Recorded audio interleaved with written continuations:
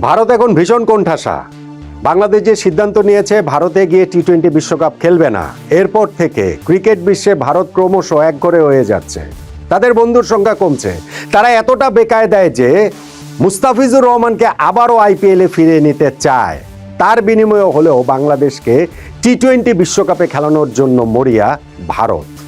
কিন্তু Bangladesh cricket board সেই প্রস্তাবটা প্রত্যাখ্যান করেছে। আজকে দিনভর সোশ্যাল মিডিয়াতে আপনি এই সংবাদটা দেখছেন না, এই আলোচনাটা দেখছেন না, ফেসবুক স্ক্রল করলে এই জাতীয় খবর আপনার সামনে চলে আসছে না।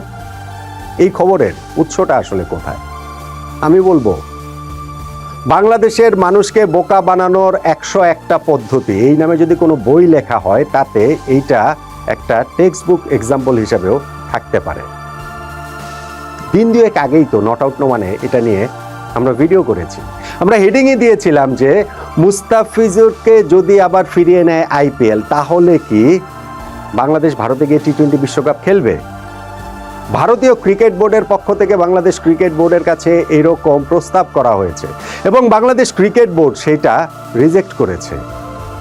অনেক আগের ঘটনা, 2 দিন আগের ঘটনা। এরপর জল অনেক দূর গড়িয়ে গেছে। ততক্ষণ পর্যন্ত বাংলাদেশের সঙ্গে আইসিসির কোনো আনুষ্ঠানিক যোগাযোগই হয়নি। আইসিসির সঙ্গে মেল চালাচালির পর্যায়টাই শুরু হয়নি। ওই সময়ের ঘটনাটাকে এখন আবার সামনে নিয়ে আসা মানে হচ্ছে গিয়ে আবারও সেই আবেগটাতে সুরসুরি দেওয়া, যে আমাদেরকে একটা বিজয়ী ফিলিং দেওয়া, যে না বাংলাদেশ জিতছে, বাংলাদেশ এই জায়গাটা থেকে বিজয়ী হিসেবে বের হয়ে আসবে, আমাদের কথা মতোই সব কিছু হবে। কিন্তু শেষ পর্যন্ত গিয়ে বাংলাদেশ হেরে যাচ্ছে, বাংলাদেশের ক্রিকেট হেরে যাচ্ছে। আমি যেটা আগে বলেছিলাম, টি-20 বিশ্বকাপে বাংলাদেশের খেলার সম্ভাবনা 5%, গত 24 ঘন্টার ডেভেলপমেন্টে সেটা 6% হয়নি, 5%ই রয়ে গেছে।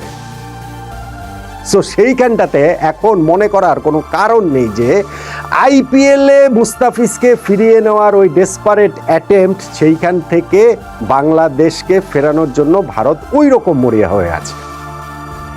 দেখুন, টি-20 বিশ্বকাপ এইটা আইসিসি ইভেন্ট, আয়োজক ভারত। বাংলাদেশ যখন ওরকম একটা স্টেপ নিয়েছে, শুরুটা ভারত করেছে, আগুনটা ভারত জ্বালিয়েছে। মুস্তাফিজকে আইপিএল থেকে তারা অন্যায়ভাবে, অন্যায্যভাবে তারা বাদ দিয়েছে এবং বাংলাদেশ যখন ওইখানটাতে ওইরকম একটা কড়া স্ট্যান্ড নিয়ে নিল যে ভারতের মাটিতে গিয়ে আমরা টি-20 বিশ্বকাপ খেলবো না, তখন ভারতীয় ক্রিকেট বোর্ডের তরফ থেকে কিন্তু এই আলোচনাটা ইনফর্মালি এই আলোচনাটা কিন্তু হয়েছে। আমি এটা আগেও বলেছি যে মুস্তাফিজকে ফিরিয়ে নিলে কি সমস্যার সমাধান হয়?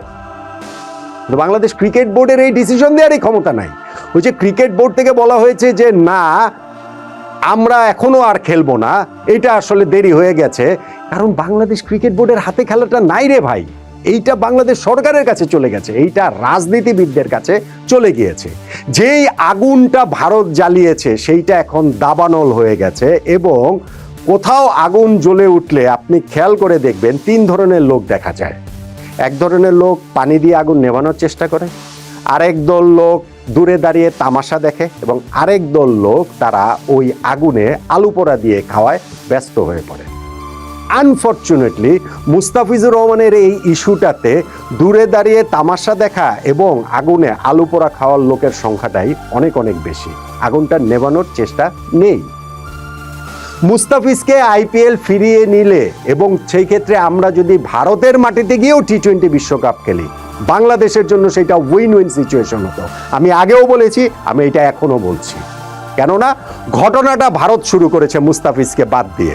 ফলে মুস্তাফিজকে যদি তারা আইপিএলে আবার ফিরিয়ে নেয়, ভারতের পরাজয়। আমরা এখান থেকে একটা মেসেজ দেওয়ার দরকার ছিল, খুবই স্ট্রংলি রিয়েক্ট করার দরকার ছিল।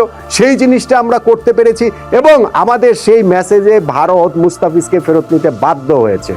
That's it. হতে পারতো সেই পর্যন্তই। আমরা সেইটাকে বাড়িয়ে নিয়ে গিয়ে যে টি-20 বিশ্বকাপ আমরা খেলবো না ভারতের মাটিতে, মানে খেলবোই না, এই যে আমরা একটি স্ট্যান্ড নিয়ে নিয়েছি, সেই স্ট্যান্ডটা বাংলাদেশ ক্রিকেটের জন্য ভালো হবে না। আপনারা প্রায় কেউই একমত হবেন না আমার সঙ্গে, কিন্তু মহাকালে সেটা আসলে দেখতে পাবেন। এই অবস্থানটাই যদি থাকে, বাংলাদেশ যদি টি-20 ওয়ার্ল্ড কাপ নাই খেলে, তাহলে এইটা বাংলাদেশ ক্রিকেটের ধ্বংসের শুরু হবে। ভারত এইখান থেকে তাদের ক্রিকেট কূটনীতি, তাদের ক্রিকেটিভ পাওয়ার কাজে লাগিয়ে বাংলাদেশ ক্রিকেটটাকে শেষ করে দিবে। তারা ওই ইগোর জায়গাটা থেকে বাংলাদেশ ক্রিকেটকে ধ্বংস করে দিবে। ভাই, ক্রিকেট বিশ্বে ভারতের অবস্থান হচ্ছে ডোনাল্ড ট্রাম্পের মতো। ডোনাল্ড ট্রাম্প ভেনিজুয়েলার প্রেসিডেন্টকে গিয়ে তুলে নিয়ে তাদের দেশে চলে গেল। পুরো বিশ্বের কোনো হেলদোল রয়েছে? সো ভারত যদি বাংলাদেশের সঙ্গে অন্যান্য দেশের সফর টফর সবকিছু বন্ধ করে দেয়, ক্রিকেট বিশ্বের কোনো হেলদোল থাকবে? এবং এইখানটাতে যে অর্থনীতি জড়িত, সেই ক্রিকেট অর্থনীতির মোর দেন 80% ভারতের কন্ট্রোলে। সো অন্যান্য দলগুলোকে, দেশগুলোকে ভারতের পক্ষে সেই টোপ দেওয়াটা খুবই সহজ যে আমরা তোমাদের সেই অর্থনৈতিক জায়গাটা দেখব, তোমাদের দেশে গিয়ে আমরা ট্যুর করে আসব, বাংলাদেশের সঙ্গে সম্পর্কটা কাট অফ করো। বাংলাদেশ ক্রিকেটের কি অবস্থা হবে? এবং ওই যে আমি আলু পোড়া খাওয়ার কথাটা আমি বলছিলাম, পাকিস্তান খুব লাফাচ্ছে, পাকিস্তান ক্রিকেট বোর্ড খুব লাফাচ্ছে, পিএসএল এ মুস্তাফিজকে নিয়ে নিচ্ছে, এইটা নিয়ে ব্যাপক প্রচারণা চলছে। বাংলাদেশের আরো অনেক ক্রিকেটার সেই জায়গাটাতে আছে। বাংলাদেশের ক্রিকেট সমস্যার সমাধান কি এই জায়গাটাতে হবে? পিএসএল এ বাংলাদেশের 10 জন ক্রিকেটারও যদি খেলে, পাকিস্তানের সঙ্গে বাংলাদেশের দ্বিপাক্ষীয় সিরিজ প্রতি বছর 4টা করেও যদি হয়, 2বার পাকিস্তানে আমরা গেলাম, পাকিস্তান 2বার বাংলাদেশে আসলো, তাতে করেও কি বাংলাদেশের পক্ষে এই ক্ষতি পুষিয়ে ওঠা সম্ভব হবে?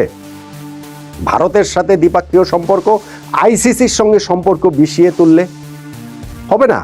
বাংলাদেশের ক্রিকেট যে পরিচালিত হয়, সেই ক্রিকেট পরিচালন ব্যয়ের আমার ধারণা মোর দেন 70% আমরা পাই আইসিসির কাছ থেকে প্রাপ্ত অর্থ দিয়ে। এই যে 1200 কোটি 1400 কোটির গল্প আমরা শুনি, কিন্তু এই রেগুলার যে অ্যাক্টিভিটিস ক্রিকেট বোর্ডের, সেই ব্যয় মেটানোর জন্য আমাদেরকে এখনো মোটা দাগে আইসিসির উপরে নির্ভর করতে হয়। ফলে আইসিসির সঙ্গে আপনি বলতে পারেন যে না, আইসিসি তো এখানে কোনো ইস্যু নেই, ইস্যু হচ্ছে গিয়ে ভারত। আইসিসির প্রেসিডেন্ট তো জয় শাহ, একজন ভারতীয়। জয় শাহর বাবা অমিত শাহ ভারতের স্বরাষ্ট্রমন্ত্রী, ভারতের এই পলিসি মেকিং লেভেলে তারা কাজ করেন। ফলে বাংলাদেশ যদি ক্রিকেট বোর্ড মনে করে ভারতীয় ক্রিকেট বোর্ডের সাথে টক্কর, না, এটা রাজনীতির টক্কর, রাজনীতিবিদদের টক্কর। এবং সেই জায়গাটাতে গিয়ে পাকিস্তান এখন আমাদের যতই বন্ধু ভাবাপন্ন হোক, পাকিস্তান ক্রিকেট বোর্ড আমাদের জন্য যতই দুহাত প্রসারিত করে আমাদের ওয়েলকাম করুক না কেন, ক্রিকেট কূটনীতিতে পারা যাবে না। ক্রিকেট কূটনীতিতে আমরা ক্রমশ পিছিয়ে পড়ব। এবং এইটার সুদূর প্রসারী ইফেক্টটা গিয়ে যারা এই ঘটনাটাতে আলু পোড়া খাচ্ছেন, তাদের কার্যসিদ্ধিটাই আমরা আসলে করে দিচ্ছি। বাংলাদেশ থেকে ক্রিকেটটাকে যারা মুছে দিতে চান, যেটা আবেগের ফাঁদে পড়ে আমরা অনেকে বলতে অনেকেই, পার্সেন্টেজটা অনেক হাই, বুঝতে পারছি না, তারা বুঝতে পারবো। যতদিনে বুঝতে পারবো, ততদিনে বোধহয় আমাদের ফেরার আর কোনো পথ থাকবে না। সো মুস্তাফিজুর রহমানের এই আইপিএলে ফিরিয়ে নেয়ার জন্য ভারতীয় যে প্রস্তাব, সত্যি কথা, এবং বাংলাদেশ যে রিজেক্ট করেছে, সত্যি কথা। কিন্তু এখন আজকে গত 24 ঘন্টাতে যখন কোনো সিগনিফিকেন্ট ডেভেলপমেন্ট নেই বাংলাদেশের টি-20 বিশ্বকাপে খেলার বিষয়ে, তখন এই জিনিসটা রিসারফেস